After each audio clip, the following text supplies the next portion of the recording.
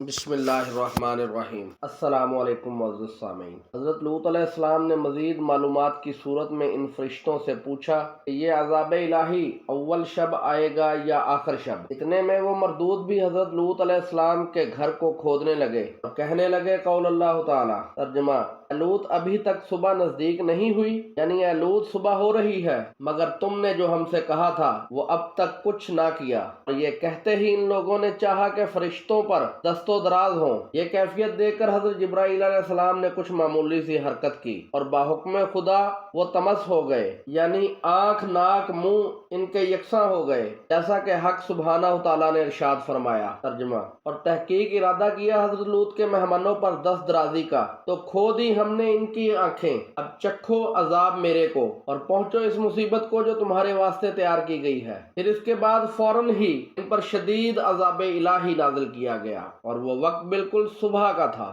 تاکہ اللہ تعالیٰ اپنا وعدہ پورا کر سکے اور مجرموں کے کردار کی سزا دے۔ قول اللہ تعالیٰ، بے شک نازل ہوا ان پر عذاب صبح کے وقت تو وہ بہت بڑا عذاب تھا تاکہ تم کو معلوم ہو جائے میرے عذاب اور مصیبت۔ چنانچہ پہلا عذاب اس قوم پر یہ ہوا کہ ان کی آنکھیں نہ رہیں اور نہ ناک اور نہ منہ، لگے واویلا کرنے اور اسی غصہ میں بولے کہ لوط تو نے اپنے گھر میں جادوگروں کو بلا رکھا ہے۔ پھر کہنے لگے اے لوط اپنے آئے ہوئے مہمانوں سے کہہ دے کہ وہ ہماری آنکھیں اچھی کریں تو ہم ان برے فعلوں سے توبہ کر لیں گے۔ یہ سن کر حضرت جبرائیل علیہ السلام نے اپنا پر ان کے چہروں پر مل دیا، اسی وقت ان کی آنکھیں ناک اور منہ بالکل درست ہو گئے۔ پھر جب وہ ٹھیک ہو گئے تو انہوں نے پھر ان فرشتوں پر دست درازی کا قصد کیا تو اس مرتبہ ان کا تمام بدن خشک اور شل ہو گیا۔ پھر توبہ کی۔ پھر حضرت جبرائیل علیہ السلام نے اپنا پر ان کی آنکھوں پر اور بدن پر مل دیا، وہ سب اچھے ہو گئے۔ بعد وہ لوگ سب کے سب حضرت لوط علیہ السلام کے گھر سے نکل گئے اور تمام شہر کے دروازے بند کر دیے اور یہ کہہ کر چلے گئے کہ کل لوط کے مہمانوں سے اس کا بدلہ لیں گے۔ حضرت جبرائیل علیہ السلام نے حضرت لوط علیہ السلام سے عرض کی کہ آپ اپنے اہل و عیال کو لے کر اس شہر سے نکل جاؤ کیونکہ ان مردودوں نے پورے شہر کے دروازے بند کر دیے ہیں۔ پھر حضرت جبرائیل علیہ السلام نے حضرت لوط علیہ السلام کو اور اہل و عیال کے ہمراہ شہر سے نکال کر حضرت ابراہیم خلیل اللہ کے گھر تک پہنچا دیا۔ کیونکہ حضرت لوط کی بیوی کافر تھی اس لیے آپ نے اسے چھوڑ دیا اور اپنی بیٹیوں کو لے کر حضرت ابراہیم خلیل اللہ کے گھر داخل ہوئے۔ حضرت ابراہیم علیہ السلام نے حضرت لوط اور ان کے اہل و عیال کو بڑی چاہت سے رکھا۔ بعد اس کے جب آفتاب طلوع ہوا تو خدا کے حکم سے حضرت جبرائیل علیہ السلام نے اپنا پر زمین کے نیچے دے کر شہرستان لوط کو اس طرح پلٹ دیا کہ ایک پتا درخت کا اور ایک حلقہ دروازے کا نہ ہلا، اور اس طرح ہوا پر اڑا دیا اور آواز ان فرشتوں کی حضرت لوط علیہ السلام تک پہنچی اور پھر اس قوم میں کفار کی کچھ خبر نہ رہی۔ حضرت ابراہیم علیہ السلام اس کی ہیبت سے بے ہوش ہو گئے اور اس وقت حضرت جبرائیل علیہ السلام نے آ کر حضرت ابراہیم علیہ السلام کو تسلی دی اور اپنی گود میں لے لیا۔ قول اللہ تعالیٰ، جب پہنچا حکم ہمارا کر ڈالی وہ بستی نیچے اوپر اور برسائی ہم نے ان پر کنکریاں پتھر کی۔ حضرت لوط یہ حال دیکھ کر تاسف زاری کرنے لگے اور شہر کی طرف نگاہ اٹھا کر دیکھا تو بہت خراب ہو چکا تھا۔ ہر شخص کے گلے میں لعنت کا طوق پڑا ہوا تھا اور اس طوق پر اس کا نام بھی لکھا ہوا تھا۔ قول اللہ تعالی، نشان کیسے ہوئے نزدیک پروردگار تیرا اور نہیں ہے وہ ظالموں سے دور۔ حضرت ابراہیم علیہ السلام نے حضرت جبرائیل علیہ السلام سے پوچھا کہ اس قوم کو کون سی جگہ ٹھکانہ ہے؟ وہ بولے کہ ان لوگوں کا 7 طبق نیچے دوزخ ہاویہ میں ٹھکانہ ہوگا۔ حشر کے دن حساب سے فارغ کر کے ان لوگوں کو دوزخ میں ڈال دیا جائے گا۔ بات کو سن کر حضرت ابراہیم خلیل اللہ پھر اپنے خدا کی عبادت میں مشغول ہو گئے۔ بس حضرت ابراہیم علیہ السلام کے 4 بیٹے تھے، یعنی حضرت اسماعیل علیہ السلام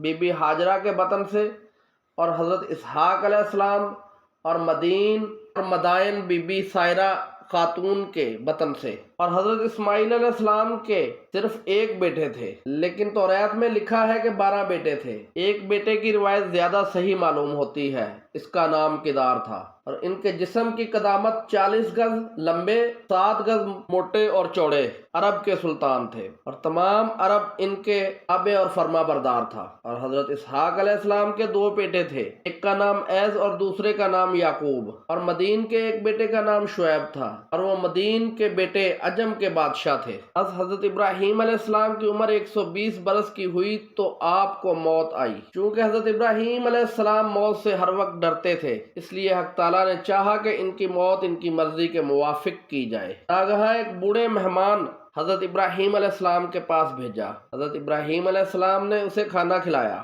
مارے ضعفت کے وہ کھانا نہ کھا سکا تو حضرت ابراہیم علیہ السلام نے اس سے پوچھا کہ آپ کی کیا عمر ہوگی؟ اس نے جواب میں حضرت ابراہیم علیہ السلام سے کہا کہ میری عمر اس وقت تقریباً 120 سال کی ہے۔ یہ سن کر حضرت ابراہیم علیہ السلام بہت افسوس کرنے لگے کہ مجھ کو بھی شاید اسی سن و سال میں یہ حال گزرے، ابھی تو میری عمر اس سے 10 سال کم ہے۔ تب آپ نے کہا یا الہی میں اپنی عمر اس سے زیادہ نہیں چاہتا ہوں۔ اس کے بعد 4 بیٹوں کو بلا کر وصیت کی، جیسا کہ اللہ تعالیٰ نے ارشاد فرمایا، اور یہی وصیت کی حضرت ابراہیم نے اپنے بیٹوں کو، اور یعقوب نے بھی کہ اے بیٹو، اللہ تعالیٰ نے تمام مخلوق میں سے تم کو چن کر اپنا دین دیا ہے، اور تم کبھی بھی غیر مسلم ہو کر نہ مرنا۔ اللہ تعالیٰ نے اس دین کو دین اسلام فرمایا ہے، اور یہ چیز میں نے تم کو سنا بھی دی اور بتا بھی دی۔ حضرت اسماعیل علیہ السلام نے اپنے باپ حضرت ابراہیم خلیل اللہ سے عرض کی، آپ کو خدا تعالیٰ نے کس کام کے سبب نبوت و خلافت سے سرفراز کیا؟ حضرت ابراہیم علیہ السلام نے فرمایا کہ 3 سبب سے مجھے نبوت سے اللہ تعالیٰ نے نوازا۔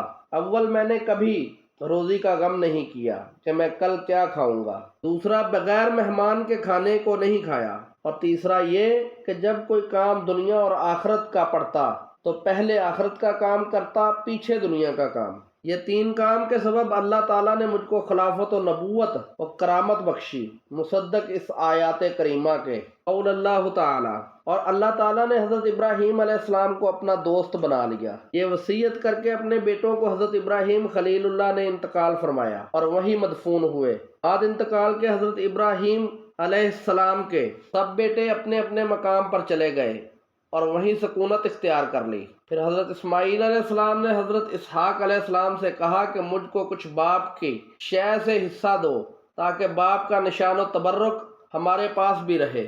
اس کے جواب میں حضرت اسحاق علیہ السلام نے حضرت اسماعیل علیہ السلام سے کہا کہ تم ہمارے برابر نہیں، اس لیے محروم الوراثت ہو اور تمہیں باپ کا حصہ نہیں ملے گا۔ اس بات کو سن کر حضرت اسماعیل علیہ السلام کچھ رنجیدہ ہوئے۔ اتنے میں حضرت جبرائیل علیہ السلام نے آ کر حضرت اسحاق علیہ السلام کو کہا، تو حضرت اسماعیل علیہ السلام پر فوقیت مت کر، کیونکہ حضرت اسماعیل علیہ السلام کی پشت سے حضرت محمد صلی اللہ علیہ وآلہ وسلم ہوں گے جو سید الانبیاء ہے، اور پھر تمام مومنین ان کی پشت سے ہوں گے، اور تمہاری پشت سے تمام گمراہ لوگ پیدا ہوں گے، اور تمہاری اولاد کو ان کی اولاد ہمیشہ خوار رکھیں گی، اور بے نکاح لونڈیاں ان پر حلال ہوں گی، اور ان کی امت بہت کثیر و تعداد ہوگی۔ اس بات کو سن کر حضرت اسحاق علیہ السلام اتنے روئے کہ ان کی آنکھوں میں چھالے پڑ گئے، اور وہ اس رونے کی وجہ سے نابینا ہو گئے۔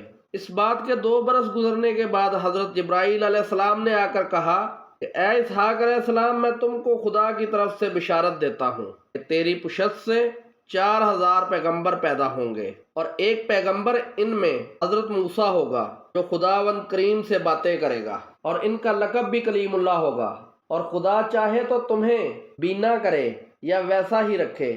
اگر تم کو خداوند کریم نے نابینا رکھا تو قیامت میں آنکھیں ملیں گی اور خدا تعالیٰ کا دیدار ہوگا۔